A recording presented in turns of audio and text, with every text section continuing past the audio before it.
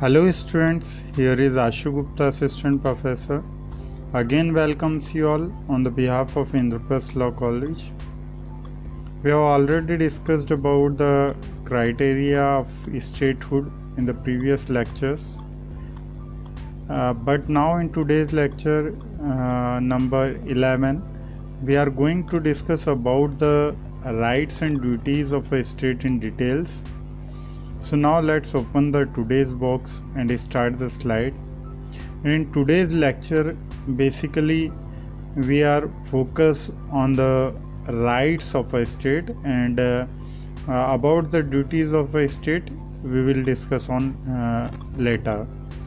So now we will discuss about the criteria of statehood, wherein the fundamental rights and duties of a state has been described in the subject of international law, and according to which you may see in the slides that fundamental rights and duties of a state have been primarily concern of international law, and the formulation of a list of the so-called fundamental rights and duties of a state has been persistent preoccupation of international conferences and bodies.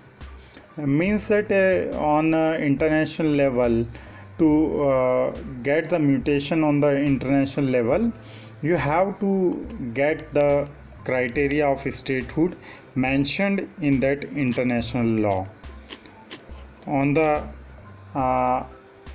the level of a statehood. And in the next slide you may see that there is some conventions regarding to set the fundamental rights and duties of a state, which are mentioned in the slides. That is the first one is Montevideo Convention of 1933 on the rights and duties of a state was the first attempt in the process of such formulation.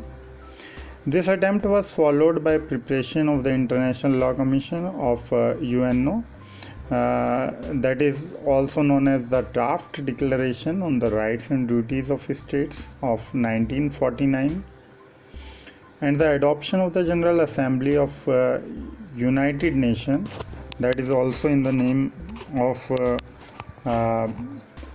Resolution 2625 of 1970, entitled as the Declaration of Principles of International Law Concerning Friendly Relations and Cooperation among States in accordance with the Charter of the United Nations. These above instruments, together with the Charter of the UNO, provide the references of fundamental rights and duties for a state, and accordingly states are entitled to enjoy certain fundamental rights and duties which is bound hereby on the international level. So we may discuss about the what is the basic rights and duties mentioned on the international level by the UNO or the UN Charter on the provision of the statehood. So firstly we may discuss about the rights of a state. So let's move on the next slide. We may see that rights of a state. The rights of a state are those inherent rights which a state is entitled to under international law. Basically, these rights exist by virtue of international legal order, which is able to define the rights of its subject. And among the fundamental rights of a state, some rights are mentioned here, which is known as the right of independence, the right of sovereignty, then the right of territorial jurisdiction, the right of sovereign equality, the right of self-defense.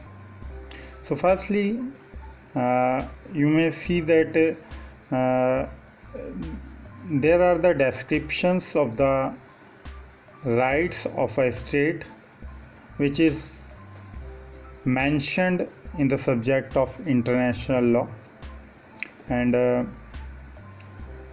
basically you may say that a part of being a requirement of a statehood, as mentioned previously or in the previous lectures, independence is an outstanding fundamental right of a state, and independence as defined by the draft declaration on the rights and duties of a state of 1949 is the capacity of a state to provide for its own well-being and development free from the domination of other states, and whereby the rights of sovereignty, basically through which all the states must enjoy the freedom or the sovereign power or the supreme authority. So basically sovereignty means that a state has the supreme undivided authority over its territory. This concept of sovereignty is also known as territorial sovereignty. And the next one is territorial jurisdiction. This right entitles a state to have the absolute and exclusive authority over all persons, property, and events within the limits of its national territory. The next one is right of sovereign equality.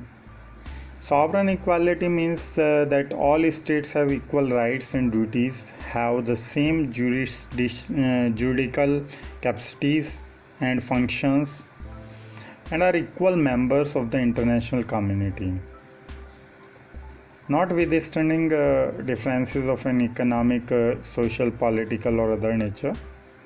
So sovereign equality is mentioned in the UN Charter as the principle on which this organization is based. Hope you will have been enjoyed the whole session and successfully enumerated it into your study and be benefited from this presentation. Thank you. We will meet soon again with a new session. Thank you very much.